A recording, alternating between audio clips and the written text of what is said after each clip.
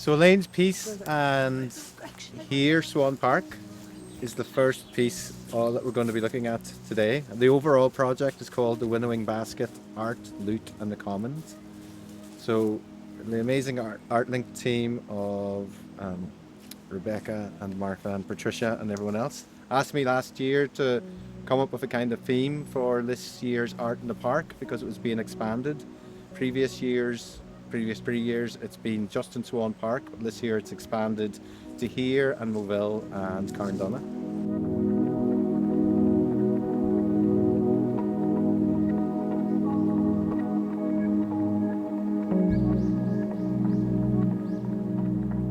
My work is to do with value, and I often create currencies of notes and coins and whatever like that, to try to get people to engage in the idea of value.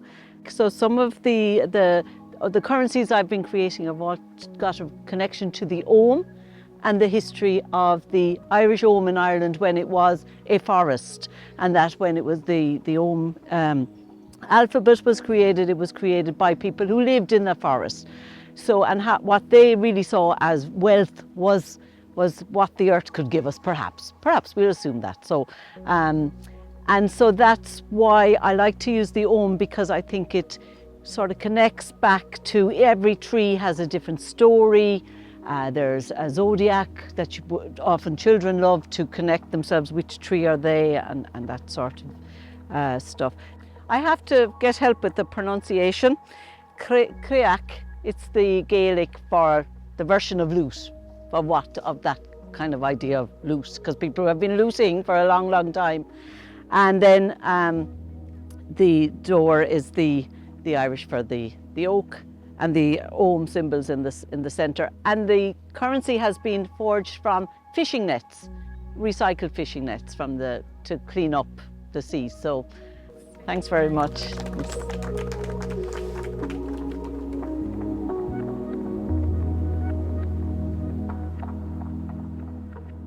I made this series of illustrations, which is called Walking by the Ancestors.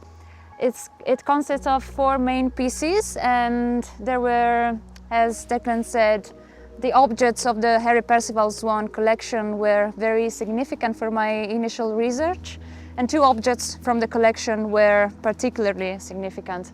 This one comes from the witch ball, which is one of the objects from the collection, which is a blue glass sphere which was used back in the 17th century to keep away the evil spirits. So from that object comes this piece. So the idea behind this series is narrating a territory with a focus on Inishowen territory, using elements from folklore, mythology and religion.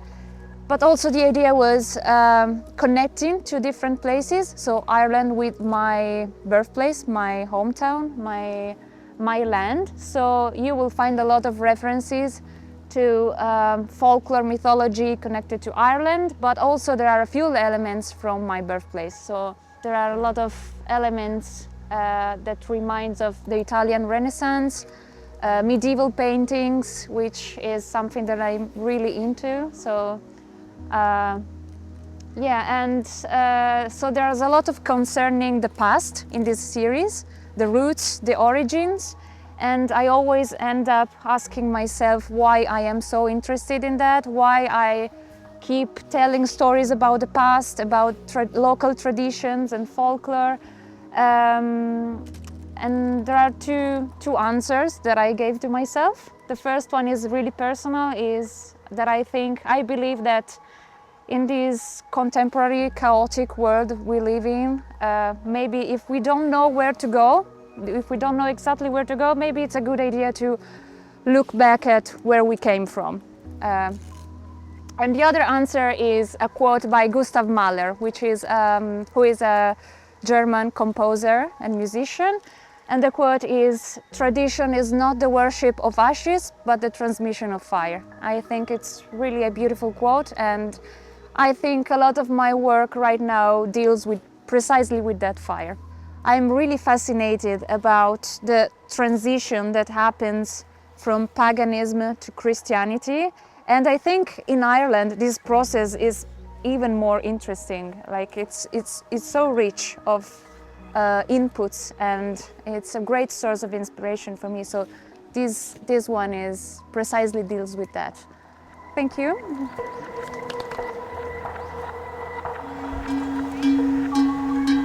Bbeyond is known for many things, but it's known specifically for something that it does called monthlies, which are open live art performance sessions that happen at least once a month, and it belongs to whoever turns up, and then there's an improvised maybe hour and a half of this art form, always in a public space. And we get people from all over the world coming to Ireland in order to experience it with us. And we get sent all around the world to do it as well. This year we are celebrating 50 years in November when performance art came to Ireland. We have one of our founder members, Emeritus Professor Alistair McClenaghan, was the first one to come out and bring, in 1975, the art form out onto the streets of Belfast. And if you can imagine what was happening in Belfast at the time, and the fact that somebody would go out on the street and bring students out just to be able to share a different dynamic with the city, that's really quite amazing. So we are delighted actually to be invited to come to Buncrana and the Art in the Park. I thought the Winnowing Basket theme was really lovely, and we will not know exactly how people interpret it until everything gets going, because we are very much, we believe in freedom on all different forms, and freedom of interpretation of things, freedom from how you want to do it and who wants to do it when, so you won't actually know until it happens.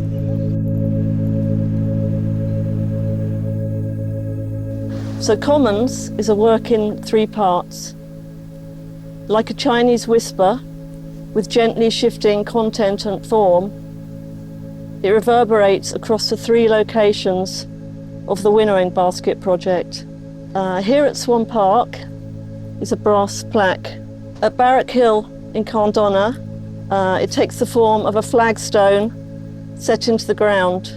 At Moville site is a flag gesturing towards the Bath Green. The scale of the works span a few inches to over 7 foot. All 3 pieces have text in Irish, English and Punjabi. The work references the historical legacy of British imperialism in Ireland and India. As we enjoy our common spaces and marvel at beautiful artefacts in our national museums and collections, we seldom consider how these came into our possession, how this land, wealth and these objects were originally acquired.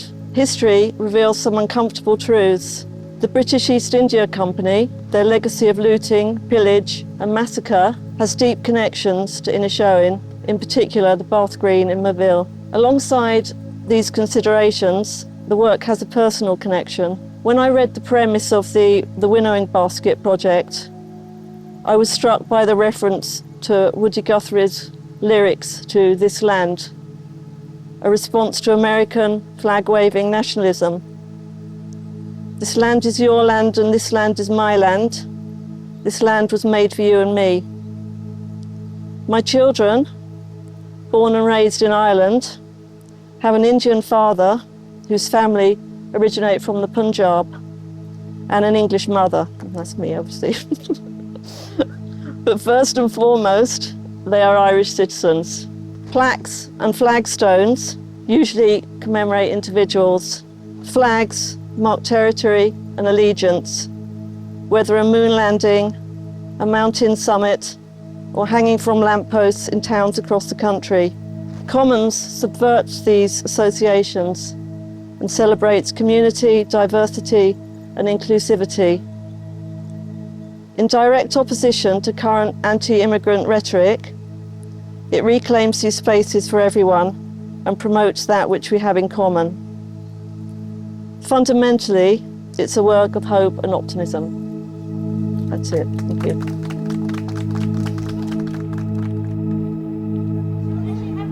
My background's in architecture, and with a lot of my projects I like to work with existing structures and spaces.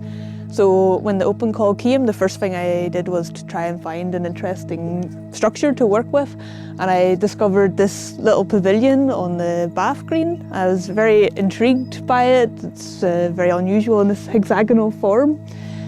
And if you continue along the path here, there's another 6 pavilions going in the direction towards Greencastle. And when I saw, and sorry, there's also a holy well just before this next pavilion there for St Columkill. When I saw this holy well and the form, the white concrete, I thought, nah, I think maybe this is by Liam McCormick, the famous modernist architect who lived in Greencastle and made many of the churches in the area. And I did a little bit of digging, and it turns out it was by Liam McCormick. The pavilions were his second ever personal commission. Whenever he became an independent architect, they were built in 1947. What I find very interesting about this pavilion, when you first look at it, you think it's about looking out. But then when you see inside the hexagonal form, and there should be a bench which goes around, and it's actually about a group of people coming together and looking towards each other. So that's why I chose these spaces. I've made a connection with the amphitheatre down to the beach, and in each of the pavilions along the walk I've left a small ribbon to kind of link these together. And then I moved on to thinking about the theme of the project that Declan set about commons and this history, and I was really struck by this the story of the Montgomery family and how they were kind of here as a product of British colonialism in Ireland, and then they go to India, colonise India, bring it back and give this piece of land as a gift to the people who they originally colonised. Oh. So I wanted some way to represent this story, the narrative, and I had the idea to work with this material. This is recycled sari-silk from India. It comes from a women's cooperative there, and I wanted to weave this in a way through the pavilion, which when I look at it, it sort of looks like a little knitting loom or something. It looks like something that should be woven through, and I think maybe that's what I like to say for now, and I invite you to have a look at it, maybe walk down to the beach and find this connection between the two spaces. Thank you. So this is the winnowing basket. I hope to make some in the future with people who are interested in this, but you blow or the wind does the work. You work with all the elements and you end up with the loose, unnecessary stuff just leaving and ending up with the golden seeds. And I liken that as a metaphor to our own lives. You know, clearing it out and ending up with the good stuff. So the discovery of, or the rediscovery of flax seeds has been a real joy for me, because it was grown where I live and it is growing now again where I live. And not only can you make thatch, you know, your shelter of your home from it, but you can also make clothes. It used to be the bedding, and it's such a versatile plant, and it doesn't need any chemicals at all. So what it is the study of the generosity of nature, really, and the joy of processing it and creating something. So nature creates and we get to create from nature. So I liken it to, if you look at the seed heads, they're tiny little seed heads. And I think of 20 seed heads having grown up together and then separated during the process of scotching and winnowing and all of these lovely traditions, and then coming back together to be woven into a tapestry. And I liken that to our own lives. Sometimes you're all part of a group, and then you go off and do your own thing and transform yourself and reform and unify again in such a way that it's beautiful and useful. So today we're having music and we're having stories and looking at the thatch and the softness of it, and hearing stories about thatch and wondering what's in the attics and what sort of golden seeds have we got within ourselves that would be nice to rediscover.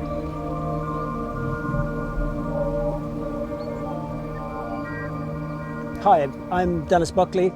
I'm here in Carndonagh in County Donegal, showing Loss Movement in 3 parts, a film and live performance in the Daisy at Barrack Hill Park.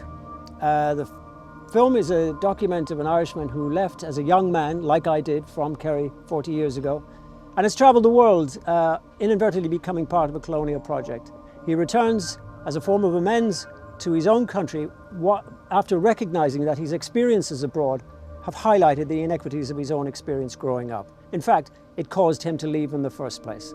This process, this return, is a form of amend-making that he engages in. The film is a documentation of his planting of a tree, but wider than that, it is an understanding of a lifetime of accumulated experience that is only found not from reading or at looking at something, but by living through it. And it is his lived experience that I channel as a performative persona of Digger throughout the film and performance. In the film, there is a metamorphosis between a shovel and a sapling.